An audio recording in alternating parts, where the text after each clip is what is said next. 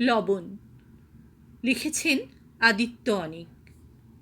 বইমেলায়, থিয়েটারে, ক্যাফেটেরিয়ায়, পহেলা বৈশাখে, ভ্যালেন্টাইন উৎসবে শুধু মেয়েটার চোখে পড়ার দুঃসহ চেষ্টা ছাড়া ছেলেটা পুরো দস্তুর সাধারণ।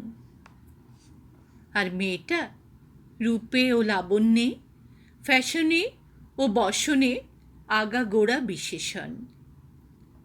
এক ঝাঁক প্রজাপতি উজ্জ্বল তরুণের ভিড়ে ছেলেটা একেবারেই অপান্তেয়।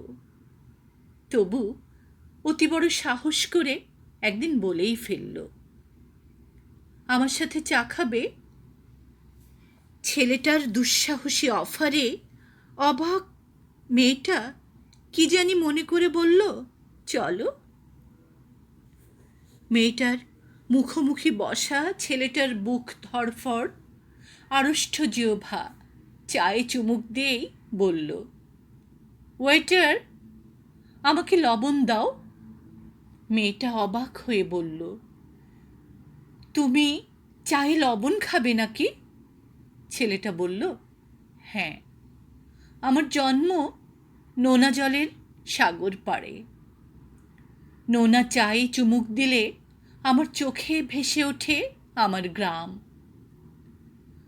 নোনা জলে ভেসে যাওয়া আমার বাবা মায়ের মুখ। মেয়েটা অবাক হয়ে শুনল ছেলেটার কথা, তারপর বলল,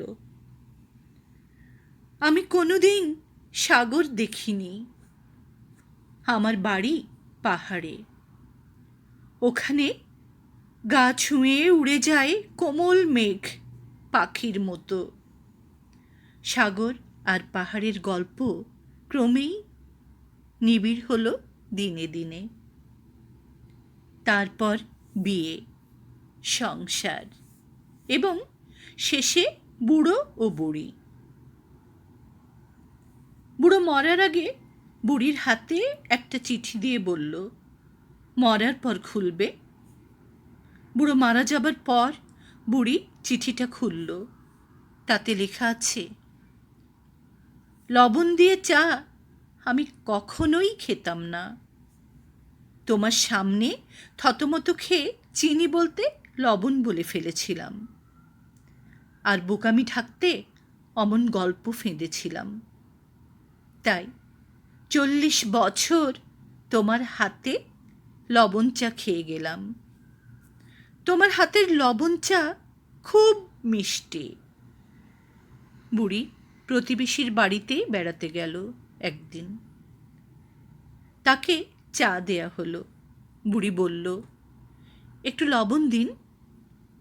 অবাক হয়ে প্রতিবেশী বলল, আপনি লবণ দিয়ে চা খাবেন নাকি? বুড়ি বলল, হ্যাঁ, লবণ চা খুব মিষ্টি।